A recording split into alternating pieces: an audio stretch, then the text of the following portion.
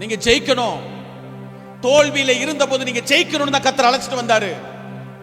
கிறிஸ்துவுக்குள்ள வந்த பிற்பாடும் தோத்துக்கிட்டே இருந்தா கொஞ்சம் நீங்க உங்களை ஆராய்ச்சி பாருங்க. உங்க மேல கிறிஸ்து இருக்கிறாரா?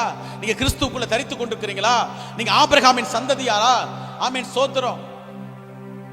இல்ல பாஸ்டர், நான் இந்தியாவில், தமிழ்நாட்டில், தூத்துக்குடி மாவட்டத்தில், இந்த கயத்தாறுல இல்ல பக்கத்து கிராமத்தில் இன்னாருக்கு மகனா பிறந்தேன், இன்னாருடைய வம்சம் தான் அப்படின்னு உங்களை நீங்களே ஒரு வட்டத்துக்குள்ள சுருக்கி கொள்றீங்களா? தயவு செய்து மனம் திரும்பி, நான் யாருடைய பிள்ளை தெரியுமா? வேதாகம சட்டத்தின்படி நான் கர்த்தரோடு உடன்படிக்கை செய்திருக்கிறேன். இந்த வேதத்துக்கு என் வாழ்க்கையை அர்ப்பணிச்சிருக்கிறேன். என் தலைமுறைகள் கர்த்தருடைய சந்ததியா மாறப்போகிறது. ஒரு தலைமுறை கர்த்தரை சேவிக்கும்.